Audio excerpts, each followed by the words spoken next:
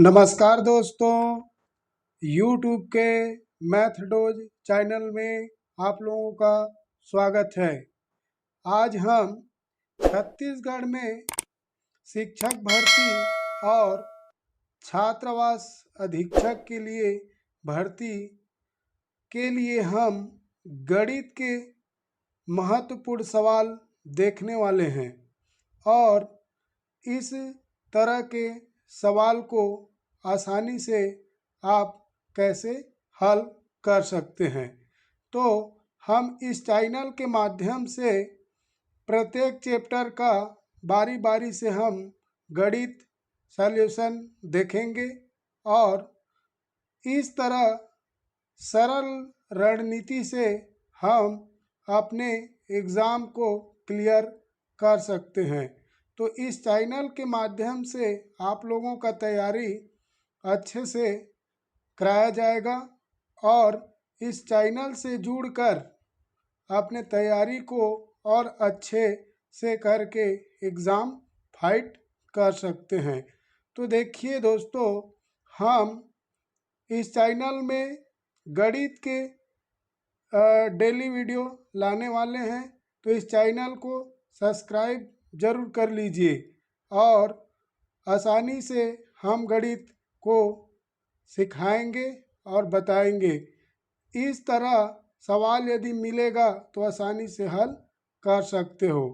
तो अब हम चलते हैं सवाल की ओर, यानी कि पहला सवाल। देखिए दोस्तों, पहला सवाल है 15 मीटर लंबी तथा 8 मीटर चौड़ी वाले आयत का क्षेत्रफल ज्ञात कीजिए। देखिए दोस्तों, ये क्या है? 15 मीटर लंबा आयत है, 8 मीटर चौड़ाई वाला। तो सबसे पहले इस टाइप के सवाल को बनाने से पहले आयत की बात कर रहा है तो सबसे पहले दिमाग में छपना चाहिए कि आयत कैसा है। तो आयत में लंबाई बड़ा और चौड़ाई छोटा होता है। तो सबसे पहले हमें क्या कर लेना है? एक आयत बना लेना है, ऐसे, है ना भाई? आयत बनाएंगे तो आयत, इसमें आयत की लंबाई दिया है 15 मीटर और चौड़ाई दिया है, ये है लंबाई और ये है चौड़ाई। चौड़ाई दिया है 8 मीटर। तो ये लंबाई और चौड़ाई दिया है आयत का। तो इसी आयत, ये 4 रेखाओं से जो घिरी हुई इस जगह है, इसी का हमें क्षेत्रफल बताना है। ठीक है दोस्तों, तो क्या करेंगे? तो हमें लंबाई पता है, चौड़ाई पता है, तो आयत का क्षेत्रफल बराबर होता है आयत का। अब देखिए दोस्तों, इसको हल करेंगे तो कैसे बनेगा? तो आयत का क्षेत्रफल बराबर होता है, आयत का क्षेत्रफल बराबर होता है लंबाई गुणित चौड़ाई। तो हमें आयत का लंबाई पता है और चौड़ाई पता है, तो इसी सूत्र में मान भर देंगे। आयत का क्षेत्रफल बराबर होता है लंबाई गुणित चौड़ाई। तो लंबाई दिया है 15 मीटर और चौड़ाई दिया है 8 मीटर। अब क्या करेंगे दोस्तों? इसको गुणा कर दो। 15 × 120 वर्ग मीटर बोलेंगे। क्या बोलेंगे? वर्ग मीटर। ठीक है, तो आयत का क्षेत्रफल बराबर हमें पता चल गया है कि ये क्षेत्रफल जो है 120 वर्ग मीटर है। तो इसी तरह आपको आसानी से हल कर लेना है। तो देखिए, ये हो गया 120 वर्ग मीटर, यही क्या हो जाएगा? 120 वर्ग मीटर, यही हो जाएगा आंसर। ठीक है, इसी तरह आसानी से हल कर लेना है। तो देखिए, अब हम ऑप्शन में देखेंगे 120 वर्ग मीटर कहाँ पर है, तो ऑप्शन नंबर ए पर दिया है। इसी तरह दोस्तों, इसको आसानी से हल कर लेना है। ठीक है, केवल आपको सवाल को समझना है, करना क्या है, सवाल में बोला क्या है, करना क्या है। यदि सवाल समझ में आ गया तो हल करना कठिन बात नहीं है। तो इसका उत्तर हो जाएगा पहला सवाल का 120 वर्ग मीटर। इस तरह दोस्तों इसको आसानी से हल कर सकते हैं। चलिए दोस्तों अब देखेंगे हम दूसरा सवाल। दूसरा सवाल क्या है? दूसरा सवाल, एक संगठन में 3450 कर्मचारी है, इनमें से 42% कर्मचारियों ने पदोन्नति प्राप्त की हो, तो कुल कितने कर्मचारी ने पदोन्नत हुए हैं? देखिए दोस्तों इस सवाल में क्या बोला गया है, एक संगठन है, कर्मचारियों का एक संगठन है, समूह है, उसमें टोटल कर्मचारियों की संख्या कितना है? 3450। कितना है? 3450। अब देखिए ये प्रतिशत में 3450 कर्मचारी अपने आप में 100% है। इसमें से 42% कर्मचारियों ने पदोन्नति यानी कि प्रमोशन पा लिया है। बाकी जो बच जाएगा 58% वो क्या हो जाएंगे? पदोन्नत नहीं प्राप्त किए हैं।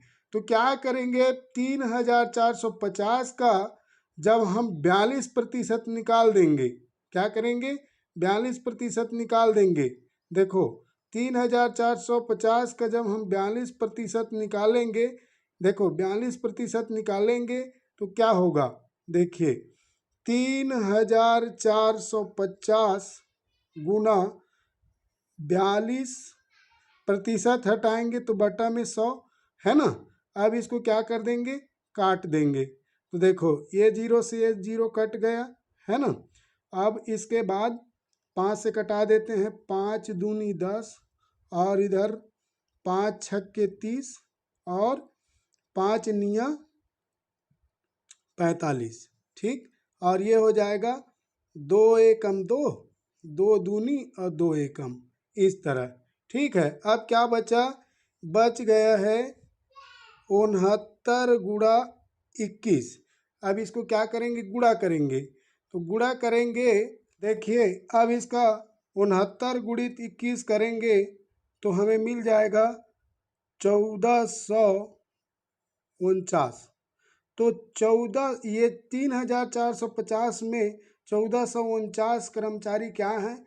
पदोन्नत हुए हैं। क्या हुए हैं?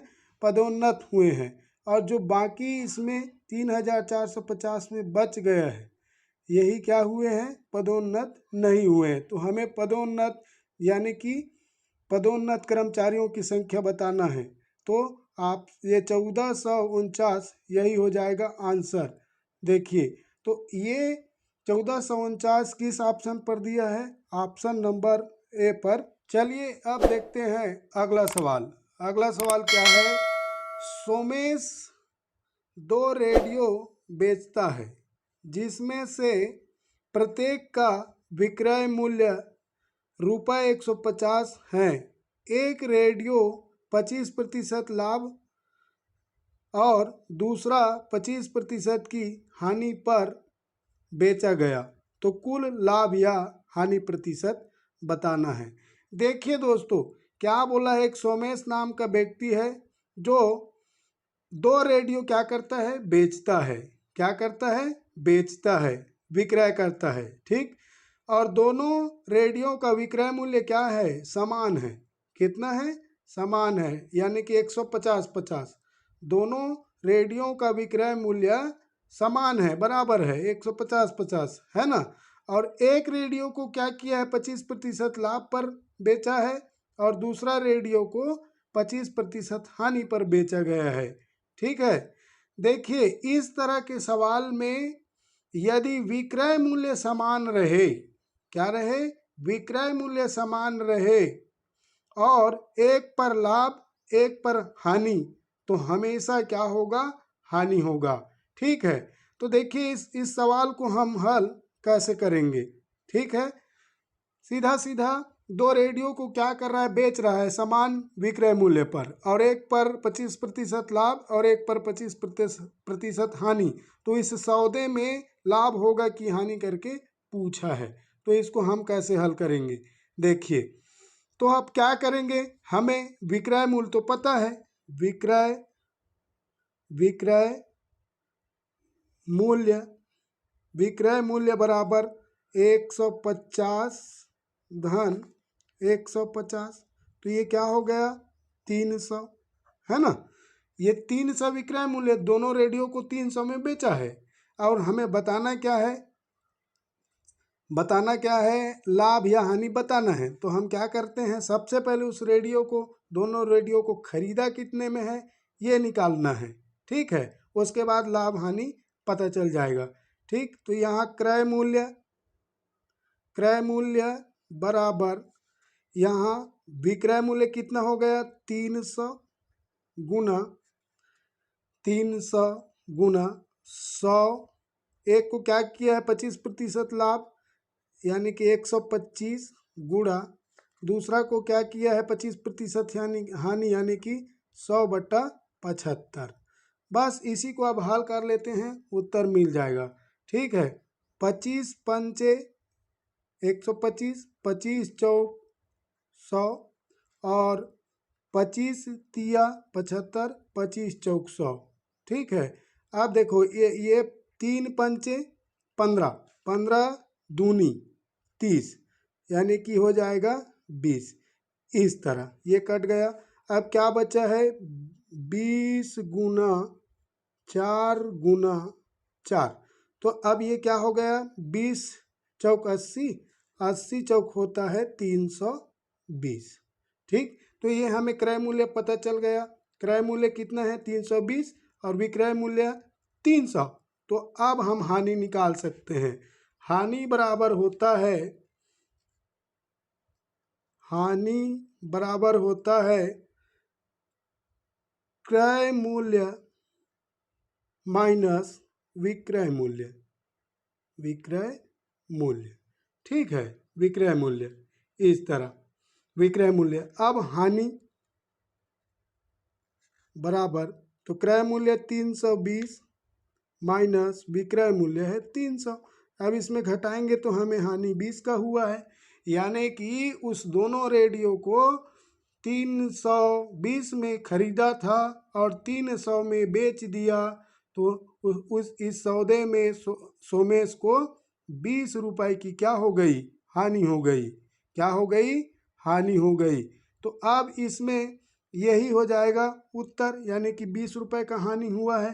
तो अब देखेंगे ये ऑप्शन नंबर कहाँ पर दिया है, तो ऑप्शन नंबर यानी कि 20 रुपए का हानि हुआ है, कितने रुपए का 20 रुपए का, तो ऑप्शन सी पर दिया है।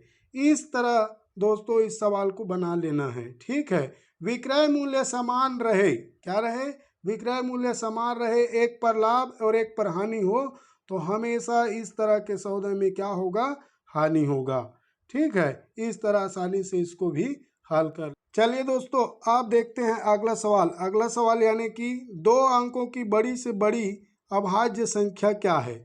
तो देखिए 2 अंकों की बड़ी से बड़ी अभाज्य संख्या, तो सबसे पहले जानना होगा कि अभाज्य संख्या क्या है, यानी कि अभाज्य संख्या हम किसे कहते हैं, ठीक है। तो अभाज्य संख्या एक और स्वयं के अलावा और किसी से विभाजित ना हो वो क्या कहलाती है अभाज्य संख्या, है ना भाई। तो सबसे पहले सबसे छोटी अभाज्य संख्या हमारा 2 है ना, और हमें 2 अंकों की सबसे बड़ी अभाज्य संख्या बताना है। तो 2 अंकों की सबसे बड़ी अभाज्य संख्या यानी कि 97 हो जाएगा 97। ये 97 जो है एक और 97 के अलावा और किसी से विभाजित नहीं हो सकता, है ना भाई, क्योंकि अभाज्य संख्या का केवल 2 ही गुणनखंड होते हैं, ठीक है। तो 2 अंकों की सबसे बड़ी अभाज्य संख्या 97 है। इस तरह इस सवाल को हम हल कर लेंगे, ठीक है दोस्तों। इस तरह हम गणित का कंटिन्यू क्लास लाएंगे और आपको यदि अच्छे से प्रिपेयर होना है, तैयार होना है एग्ज़ाम के लिए, तो मैथडोज यूट्यूब चैनल को सब्सक्राइब कर लीजिए और जुड़ जाइए। हम इस तरह के गणित को आसानी से और सरल विधि से समझाने का कोशिश करेंगे और बताएंगे कि आप आसानी से कैसे हल कर सकते हो। यदि वीडियो पसंद आए तो वीडियो को लाइक कर देना, शेयर करना और चैनल को सब्सक्राइब जरूर कर लीजिए, क्योंकि इस तरह का गणित का सवाल हम आसानी से हल करके सिखाएंगे और आप अपने परीक्षा में अच्छे से अच्छे नंबर ला के सिलेक्शन पा सकते हैं। ठीक है।